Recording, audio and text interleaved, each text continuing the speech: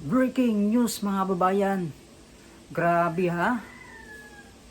Tama po talaga ang sinabi ni Apo Manong Chavit Singson patungkol po dito sa Ghost Project sa may Ilocos Norte na balwarte po ng mga Marcos. At ito, in-inspection po ng isang vlogger, no?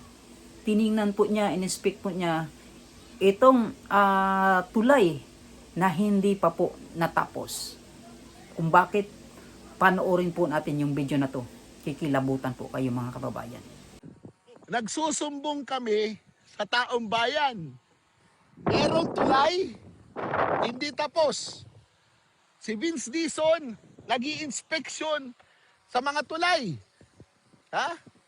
Pero ang mga tulay dito sa Ilocos Norte, hindi niya ini-inspeksyon. Ilang tulay na ang amin napuntahan. O, sira yung tarpaulin.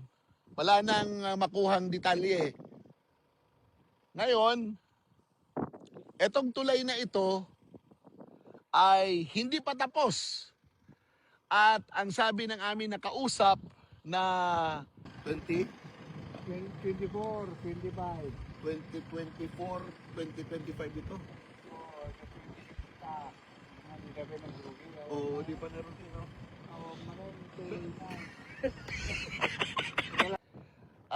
Dito sila dumadaan ngayon. Ang pedestrian o yung mga tao ay nagtsatsaga na dumaan dito. So, makikita nyo na meron ditong footbridge na ginawa.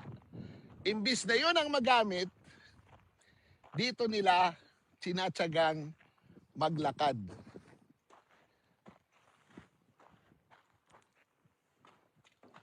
Ayan. Dito sa tulay na ito na pag tinignan mo, kahoy, walang railings at pwedeng mahulog yung mga kababayan natin dito. Nakita nyo ngayon, ha? Nagsusumbong kami sa taong bayan. Merong tulay, hindi tapos. Si Vince Dizon, nag-i-inspeksyon sa mga tulay.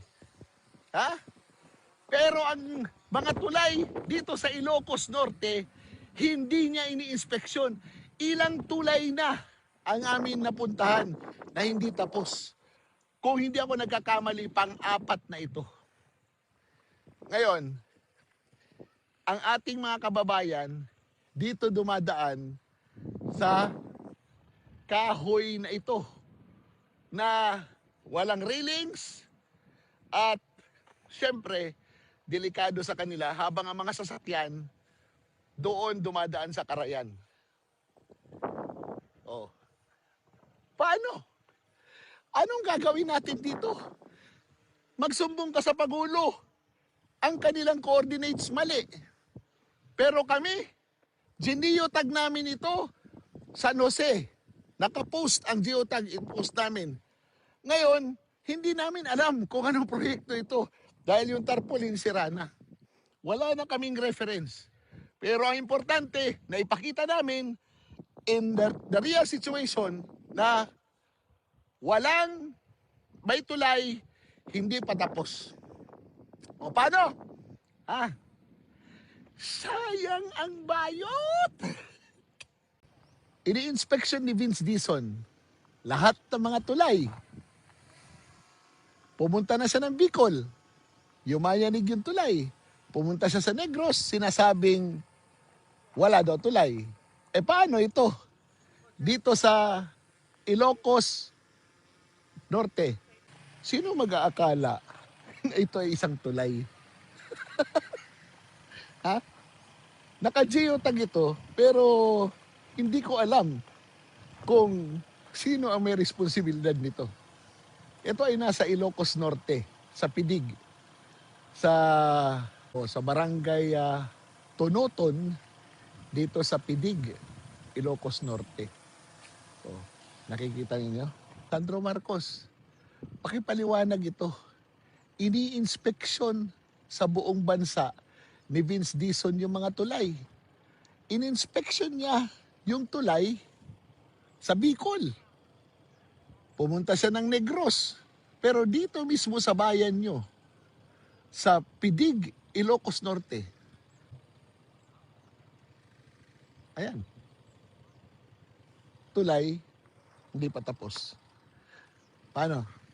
Sayang ang bayot!